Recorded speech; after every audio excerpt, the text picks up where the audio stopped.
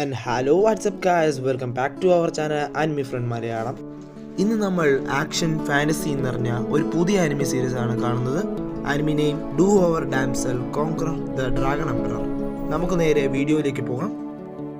എപ്പിസോഡിന്റെ സ്റ്റാർട്ടിങ്ങിൽ ഒരു പെൺകുട്ടി ആരുടെയോ കയ്യിൽ നിന്ന് രക്ഷപ്പെടുന്നതിനായി ഓടുകയാണ്. അവൾ വിചാരിക്കുന്നു, ഞാൻ മരിക്കുമെന്ന കാര്യം ഉറപ്പായിരിക്കുന്നു. പക്ഷേ ഞാൻ മരിക്കുമ്പോൾ എൻ്റെ ചുറ്റുമുള്ളവർ എന്നെ നോക്കി ചിരിക്കാതെ ഞാൻ മരിക്കും. അതുമാത്രമല്ല, എൻ്റെ കോപം ഒരു നാളും കുറയുകയില്ല. പെട്ടെന്ന് രാജാവിനെ പോലെ ഒരുത്തം വന്ന് പറയുന്നു, നിന്റെ മരണശിക്ഷ നാളത്തേക്ക് നീട്ടിവെക്കുന്നു. അവൾ ആലോചിക്കുകയാണ്, എനിക്കിപ്പോഴും ഓർമ്മയുണ്ട് ആ രാത്രിയിൽ ഇവൻ എനിക്ക് പ്രപ്പോസ് ചെയ്തത്. യുദ്ധസമയത്ത് എന്നെ യുദ്ധത്തിൻ്റെ ദൈവത്തിൻ്റെ മകൾ എന്നായിരുന്നു വിളിച്ചിരുന്നത്. ആണുങ്ങളെക്കാൾ പെണ്ണുങ്ങളായിരുന്നു എനിക്ക് ലവ് ലെറ്റർ എഴുതി അയച്ചു തരുന്നത്. എന്നെക്കുറിച്ച് മറ്റുള്ളവർ എന്തു തന്നെ കരുതിയാലും അതൊന്നും വകവയ്ക്കാതെ ഞാൻ നിന്നെ സ്നേഹിച്ചു. എന്നാൽ നിന്റെ യഥാർത്ഥ സ്വഭാവം അറിയുന്നതുവരെ മാത്രമായിരുന്നു അത്. ജെറാൾഡ് പറഞ്ഞു, നിനക്ക് നാണമില്ലേ എൻ്റെ ഭാര്യയായിരുന്നിട്ട് നീ ചെയ്ത തെറ്റ് സമ്മതിക്കാതിരിക്കാൻ? അവൾ പറഞ്ഞു, എൻ്റെ മേലെ ഇല്ലാത്ത കുറ്റം ആരോപിച്ചാൽ ഞാനതെങ്ങനെ സമ്മതിക്കും? നിനക്ക് നിന്റെ സഹോദരിയെപ്പറ്റി മാത്രമേ ചിന്തയുള്ളൂ. അവൻ പറഞ്ഞു, അതെ, ഞാൻ അവളെക്കുറിച്ച് മാത്രമേ ഓർക്കുകയുള്ളൂ. ഞങ്ങളുടെ കുടുംബത്തിൽ നിന്നെ ഒരാളാക്കിയാൽ നീ ഞങ്ങളുടെ കുടുംബത്തിൻ്റെ മര്യാദ കെടുത്താൻ ശ്രമിക്കുകയാണോ? അവളെ ഇവിടെ നിന്ന് കൊണ്ടുപോകൂ. അവൾ സോൾജേഴ്സിനെ തള്ളിവിട്ടതിനു ശേഷം ആ ഗോപുരത്തിൻ്റെ മുകളിൽ കയറി താഴേക്ക് ചാടി രക്ഷപ്പെടാൻ ശ്രമിക്കുന്നു. ജെറാൾഡ് സോൾജേഴ്സിനോട് അറ്റാക്ക് ചെയ്യാൻ പറയുന്നു. അവൾ മാക്സിമം ഡിഫെൻഡ് ചെയ്യുന്നു. തൻ്റെ നേർക്ക് വന്ന ഒരു കുന്തത്തെ അവൾ പിടിച്ചു നിർത്തുന്നു. അവൾ പറയുകയാണ്, ഞാൻ ഇവനെ കല്യാണം കഴിക്കാൻ തീരുമാനിച്ച ദിവസം മറ്റൊരു തീരുമാനം എടുത്തിരുന്നെങ്കിൽ ഇതുപോലൊരവസ്ഥ വരികയില്ലായിരുന്നു എനിക്ക്. ഒരു സെക്കൻഡ് ചാൻസ് ലഭിച്ചിരുന്നെങ്കിൽ. പെട്ടെന്ന് ആ ടവറിലെ ക്ലോക്ക് എതിർ ഘടികാര ദിശയിൽ കറങ്ങുന്നു. അവിടെ കട്ട് ചെയ്താൽ ഹീറോയിൻ കണ്ണു തുറക്കുന്നു. അവളുടെ മുൻപിൽ ജിൽ കണ്ണു തുറക്ക് എന്ന് പറഞ്ഞ് അവളുടെ അച്ഛനും അമ്മയും വിളിക്കുന്നു. ഹീറോയിൻ ഒന്നും മനസ്സിലാകുന്നില്ല, കാരണം തൻ്റെ അച്ഛനും അമ്മയും നേരത്തെ മരിച്ചതാണ്. തുടർന്ന് അവളുടെ മാതാപിതാക്കൾ പറയുന്നു, ഇന്ന് ജെറാൾഡിന് 14 വയസ്സാകുകയല്ലേ, അപ്പോൾ ഹീറോയിൻ അല്ലല്ലോ, അവന് 21 വയസ്സായല്ലോ എന്ന് ചിന്തിക്കുന്നു. പിന്നെ അവൾ അവരുടെ കൂടെ ജെറാൾഡിൻ്റെ ബർത്ത്ഡേ ഫംഗ്ഷനിലേക്ക് പോകുന്നു. ഇതെല്ലാം ഞാൻ ഓർക്കുന്നു എന്നും പറഞ്ഞ് സൈഡിലെ മിററിൽ നോക്കും. അപ്പോഴാണ് അവൾക്കൊരു കാര്യം മനസ്സിലാകുന്നത്, താൻ ടൈം ട്രാവൽ ചെയ്തിരിക്കുന്നു. അപ്പോൾ അവൾ ജെറാൾഡിനെ കാണുന്നു. അവനെ കണ്ട് ഓടി അച്ഛനെയും അമ്മയുടെ അടുത്തെത്തി തനിക്ക് വയറുവേദനിക്കുന്നു എന്നും പറഞ്ഞ് ഓടി രക്ഷപ്പെടുന്നു. അതേ കൊട്ടാരം, ഇവിടെ ഗാലറി, പിന്നെ ഇവിടെ ജെറാൾഡിൻ്റെ സഹോദരിയുടെ മുറി. എൻ്റെയും ജെറാൾഡിൻ്റെയും എൻഗേജ്മെൻറ്റ് കഴിഞ്ഞ് കല്യാണമായെന്ന് ഞാൻ അവൻ്റെ സഹോദരിയുടെ റൂമിൽ വന്ന് നോക്കിയാൽ അവർ രണ്ടുപേരും മറ്റൊരു രീതിയിൽ കാണാൻ ഇടയായി. അത് കണ്ടതുകൊണ്ട് അതിൻ്റെ അടുത്ത ദിവസം തന്നെ എന്നെ ജയിലിലിട്ട് വധശിക്ഷ നൽകുന്നതിന് അവർ തീരുമാനിച്ചു. അവിടെ നിന്നും രക്ഷപ്പെടാൻ ശ്രമിച്ച ഞാൻ മരിച്ച് ഇവിടെ എത്തുകയും ചെയ്തു. ഇത് സ്വപ്നമോ യാഥാർത്ഥ്യമോ എന്ന് മനസ്സിലാകുന്നില്ല. എന്നിരുന്നാലും തൽക്കാലം ഇത് സത്യമെന്ന് വിചാരിച്ച് എന്തെങ്കിലും ചെയ്യാം. ഇവിടെ ഇപ്പോൾ സംഭവിക്കേണ്ടത് അവൻ എന്നെ വന്ന് കണ്ട് പ്രപ്പോസ് ചെയ്യും. എന്നാൽ ഞാൻ ഫംഗ്ഷനിൽ നിന്നും ഓടി ഇവിടെ വന്നല്ലോ, അപ്പോൾ എൻ്റെ തെറ്റ് ഞാൻ തിരുത്തി എന്ന് പറഞ്ഞുകൊണ്ടിരിക്കുമ്പോൾ തന്നെ പെട്ടെന്ന് അവൾ ജെറാൾഡ് പ്രിൻസ് കതക് തുറക്ക് ലേഡി ജിൽ എന്ന് വിളിക്കുന്നത് കേട്ടു. ഇത് കേട്ട് ഞെട്ടലോടെ നിൽക്കുന്ന അവളോട് പ്രിൻസ് ചോദിക്കുന്നു, ഇവിടെ എന്താണ് ചെയ്യുന്നത് ലേഡി ജിൽ? ഒന്നുമില്ല, ഞാൻ വെറുതെ, അവൾ മറുപടി പറഞ്ഞു. തുടർന്ന് ജെറാൾഡ്, നിന്റെ അടുത്ത് എനിക്ക് പ്രധാനപ്പെട്ട ഒരു കാര്യം പറയാനുണ്ട്. തന്നോട് പ്രപ്പോസ് ചെയ്യാനാണ് എന്ന് മനസ്സിലാക്കിയ ഹീറോയിൻ, എൻ്റെ അച്ഛനും അമ്മയും എന്നെ അന്വേഷിക്കുന്നുണ്ടാകും, ഞാൻ അവരുടെ അടുത്തേക്ക് പോവുകയാണ്, ഞാനിപ്പോൾ വരാം എന്നും പറഞ്ഞ് ജെറാൾഡിൽ നിന്ന് ഒഴിഞ്ഞു മാറുന്നു. ഞാനിനി എന്ത് ചെയ്യും? ആരെയെങ്കിലും സ്നേഹിക്കുന്നു എന്ന് കള്ളം പറഞ്ഞാലോ എന്ന് ജിൽ ആലോചിക്കുന്നു. പെട്ടെന്ന് അവളുടെ കാല് സ്ലിപ്പാവുന്നു. താഴെ നോക്കുമ്പോൾ ഒരു വാല്. ഇതെന്താണ്? ഇത് പാമ്പാണോ എന്ന് നോക്കി നിൽക്കുമ്പോൾ ജെറാൾഡ് അവിടെ വരുന്നു. ശേഷം, നീ എന്താണ് എൻ്റെ അടുത്തു നിന്ന് മൂടിക്കൊണ്ടിരിക്കുന്നത് എന്ന് ചോദിക്കുന്നു. എല്ലാവരും തന്നെ ശ്രദ്ധിക്കുന്നുവെന്ന് മനസ്സിലാക്കിയ ജിൽ ധൈര്യം സംഭരിച്ച് പറയുന്നു, ഞാൻ ഒരാളെ സ്നേഹിക്കുന്നു, അത് മറ്റാരുമല്ല, എൻ്റെ പിന്നിൽ നിൽക്കുന്ന വ്യക്തിയെയാണ്. അതുകേട്ട പിന്നിൽ നിൽക്കുന്ന ആൾ, എന്നാൽ ശരി, ഞാനും നിന്നെ എൻ്റെ ഭാര്യയായി അംഗീകരിക്കുന്നു എന്ന് പറയുന്നു. ശബ്ദം കേട്ട് ഹീറോയിൻ ഷോക്കാകുന്നു, കാരണം അവൾക്ക് പരിചിതമായ ശബ്ദമായിരുന്നു അത്. തുടർന്ന്, നിന്റെ പേരെന്താണ്? ഹീറോയിൻ പറഞ്ഞു, എൻ്റെ പേര് ജിൽ. ഓ, ആർക്കേഡിൻ്റെ മകളാവും. അപ്പോൾ നിന്റെ മാന പവർ അധികമായിരിക്കുന്നതിൽ അത്ഭുതപ്പെടേണ്ട കാര്യമില്ല. അതുമാത്രമല്ല, നീ ചെറുതാണെങ്കിലും നിന്റെ കണ്ണുകൾ വളരെ മനോഹരമായിരിക്കുന്നു. നീ എന്നെ പ്രപ്പോസ് ചെയ്യുമെന്ന് ഇവിടെ ഇരിക്കുന്ന ആരും വിചാരിച്ചു കാണുകയില്ല. ഹീറോയിൻ മനസ്സിൽ പറയുന്നു. ജെറാൾഡ് ഒരു പ്രിൻസാണ് എങ്കിലും അവൻ ഇവനെ എതിർക്കുന്നതിന് ഭയമായിരിക്കും. ഇത് എന്നെ ജെറാൾഡിൻ്റെ അടുത്തു നിന്നും രക്ഷപ്പെടുത്തുന്നതിന് ഒരു നല്ല ആശയമാണ്. എങ്കിലും ഇത് അതേസമയം ഒരു ഡേഞ്ചറസ് ആയിട്ടുള്ള മാർഗമാണ്. ഇവൻ ഭാവിയിൽ അഥവാ ഇന്നു മുതൽ 6 വർഷങ്ങൾക്ക് ശേഷം ഈ മുഴുവൻ രാജ്യത്തെയും അഗ്നിക്കിരയാക്കും. അവൾ ഇത് ചിന്തിച്ചുകൊണ്ടിരിക്കുമ്പോൾ തന്നെ അവൻ മുട്ടുകുത്തി. തുടർന്ന് അവൻ പറഞ്ഞു, എൻ്റെ പേര് ഹെയ്ഡീസ്. നിന്നെ വിവാഹം കഴിക്കുന്നതിൽ എനിക്ക് സമ്മതമാണ്. ഇത് പറഞ്ഞ് അവളുടെ കൈ പിടിച്ച ഹീറോ ഹെയ്ഡീസ് പറയുന്നു, ഞാൻ എന്നും എൻ്റെ ഭാര്യയുടെ മുൻപിൽ മുട്ടുമടക്കി നിൽക്കും. ഇത് കേട്ട ഹീറോയിൻ താൻ എന്താണ് ചെയ്തു വെച്ചിരിക്കുന്നത് എന്ന് ഓർത്ത് ടെൻഷനാകുന്നു. അവിടെ കട്ട് ചെയ്താൽ ഹീറോയിൻ ഉറക്കം ഉണരുന്നു. അവളുടെ സ്വപ്നത്തിൽ പോലും 6 വർഷങ്ങൾക്ക് ശേഷമുള്ള ഹീറോയുടെ ഓർമ്മകളാണ്. അവൾ എഴുന്നേറ്റ് ചിന്തിക്കും, ഞാൻ ഇപ്പോൾ എവിടെയാണ്? അപ്പോൾ അവിടേക്ക് ഹീറോ വരുന്നു. നിനക്കിപ്പോൾ എങ്ങനെയുണ്ട്? അവൻ ചോദിക്കുന്നു. തനിക്ക് കുഴപ്പമില്ല എന്ന് ഹീറോയിൻ മറുപടി പറയുന്നു. തന്നോട് വീണ്ടും പ്രപ്പോസ് ചെയ്യുവാൻ ഹീറോ ആവശ്യപ്പെടുന്നു. കാരണം അപ്പോഴേ തനിക്കിത് സ്വപ്നമോ സത്യമോ എന്ന് മനസ്സിലാക്കാൻ കഴിയുകയുള്ളൂ. അപ്പോൾ ഹീറോയിൻ വിചാരിക്കുന്നു, 6 വർഷം മുമ്പ് താൻ കണ്ട ഹെയ്ഡീസും ഇപ്പോൾ താൻ കണ്ടുകൊണ്ടിരിക്കുന്ന ഹെയ്ഡീസും തമ്മിൽ വളരെ വ്യത്യാസമുണ്ട്. അവൾ അപ്പോൾ ഒരു ഫ്ലാഷ് ബാക്ക് ആലോചിക്കുന്നു. ഹീറോ കമൻ്റ് ചെയ്യുന്നു, ഈ രാജ്യത്തിലുള്ള എല്ലാവരെയും നമ്മൾ വളരെ ക്രൂരമായി കൊല്ലണം.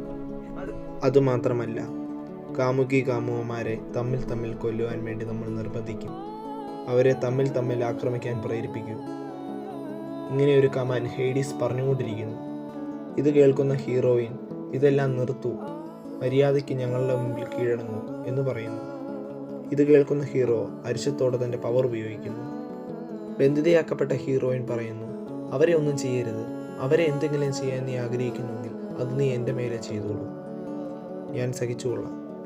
അത് കേൾക്കുന്ന ഹീറോ പറയുന്നു, നീ പറയുന്നതെല്ലാം ശരി തന്നെ. എന്നാൽ അവരോട് ഞാൻ ചെയ്യാൻ പോകുന്നത് നിന്റെ മേലെ ഞാൻ ചെയ്താൽ നീ അത് താങ്ങില്ല. അതൊന്നുമില്ല, എൻ്റെ തീരുമാനം ഉറച്ചതാണ്. നീ എന്നെ എന്ത് വേണേലും ചെയ്തുകൊള്ളൂ. അതിന് ഹീറോ, എനിക്കിതിലൊന്നും ഇൻട്രസ്റ്റ് ഇല്ല എന്നും പറഞ്ഞു പോകുന്നു. സീൻ പ്രസൻറ്റിൽ. അവർ തമ്മിൽ നോക്കുന്നു. തനിക്ക് മറുപടി തരാൻ ഹീറോ പറയുന്നു. ഹീറോയിൻ തൻ്റെ ചിന്തയിൽ മുഴുകുന്നു. പെട്ടെന്ന് ഹീറോ, ഞാൻ നിന്നെ ഫോഴ്സ് ചെയ്യാൻ ആഗ്രഹിക്കുന്നില്ല. അതുകൊണ്ട് നീ എപ്പോൾ വേണേൽ പറഞ്ഞാൽ മതി. ഇപ്പോൾ നിങ്ങൾ എന്താണ് ആഗ്രഹിക്കുന്നത്? റെസ്റ്റ് ചെയ്യാനാണോ അതോ ഭക്ഷണം കഴിക്കാനാണോ? ഹീറോയിനെ ഹീറോ വളരെ കെയർ ചെയ്യുന്നു എന്ന് നമ്മൾ മനസ്സിലാക്കുന്നു. പെട്ടെന്ന് ജെറാൾഡ് അവിടേക്ക് വരുന്നു. തുടർന്ന് അവൻ ചോദിക്കുന്നു, മര്യാദയ്ക്ക് എനിക്ക് ഉത്തരം തരൂ, എന്തിനാണ് എന്നെ ഒതുക്കി നിർത്തുന്നത്? അപ്പോൾ ഹീറോ, എന്തിനാണ് ഒരു കുഞ്ഞു കൊച്ചിൻ്റെ അടുത്ത് ഇത്രയധികം ചോദ്യം ചോദിക്കുന്നത്? എൻഗേജ്മെൻറ്റ് മുടങ്ങിയതിൽ നിനക്ക് ടെൻഷനായോ? അങ്ങനെയൊന്നുമില്ല, മുതിർന്നവർ പറഞ്ഞത് എൻഗേജ്മെൻറ്റ് നടത്താമെന്നാണ്. അപ്പോഴാണ് ഹീറോയിനും ചിന്തിക്കുന്നത്, തൻ്റെ അച്ഛനും അമ്മയും അതായിരുന്നല്ലോ പറഞ്ഞുകൊണ്ടിരുന്നത്. ഇവനെ പറഞ്ഞിട്ട് കാര്യമില്ല, അവരെ പറയണം. ഇത് കേൾക്കുന്ന ഹീറോ പറയുന്നു, ഞാനാണ് ഇവളെ എൻഗേജ്മെൻറ്റ് ചെയ്യാൻ പോകുന്നത്. അപ്പോൾ ജെറാൾഡ് പറയുന്നു, ഞാനാണ് ഇവളെ എൻഗേജ്മെൻറ്റ് ചെയ്യാൻ പോകുന്നത്. അവർ തമ്മിൽ തർക്കമുണ്ടാകുന്നു. നീ എന്തിനാണ് ഞങ്ങളുടെ രാജ്യത്ത് വന്ന് പ്രശ്നമുണ്ടാക്കുന്നത്? ഹീറോ ഇത് കേട്ട് ടെൻഷനായിട്ട് ഹീറോയിനെ കയ്യിലെടുക്കുന്നു. അതിനുശേഷം പറയുന്നു, മാറി നിൽക്ക്. ഹീറോയുടെ പവർ കാരണം അവർക്ക് ചലിക്കുവാൻ പോലും സാധിക്കുന്നില്ല.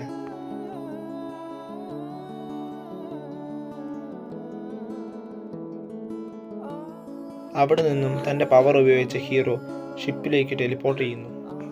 കുറച്ചു നേരത്തിനുള്ളിൽ എൻ്റെ മാജിക് ഉപയോഗിച്ച് നമുക്ക് പോകേണ്ട സ്ഥലത്തേക്ക് എത്തിച്ചേരാം. ഹീറോ ഹീറോയിനോട് പറയുന്നു, അതുവരെ ധരിക്കുന്നതിനായി നിനക്ക് മറ്റൊരു വസ്ത്രം തരാം.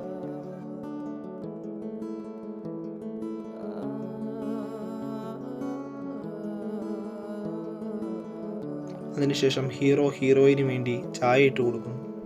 ഹീറോയിൻ അത് കുടിക്കണോ വേണ്ടയോ എന്ന് ആലോചിക്കുന്നു. എന്നാലും അവസാനം അത് കുടിക്കുന്നു. അപ്പോൾ ഹീറോ തൻ്റെ മാജിക് ഉപയോഗിച്ച് കേക്ക് ഉണ്ടാക്കുന്നു. അത് കഴിക്കുവാൻ അവളോട് പറയുന്നു. കേക്ക് കഴിച്ചു നോക്കിയ ഹീറോയിൻ വിചാരിക്കുന്നു, ഞാൻ മരിച്ചു പോയിരുന്നെങ്കിൽ ഇത്രയും നല്ല ഭക്ഷണം കഴിക്കാൻ എനിക്ക് സാധിക്കുമായിരുന്നു. അതിനുശേഷം ഹീറോയുടെ അടുത്ത് ഒരു ചോദ്യം ചോദിക്കുന്നു. ഹീറോ എന്താണെന്ന് ചോദിക്കുന്നു. നിങ്ങൾ എൻ്റെ കൂടെ എൻഗേജ്മെൻ്റ് ആകാൻ പോവുകയല്ലേ? നിങ്ങൾ എത്രമാത്രം സ്ട്രോങ് ആണ് എന്ന് ചോദിക്കുന്നു.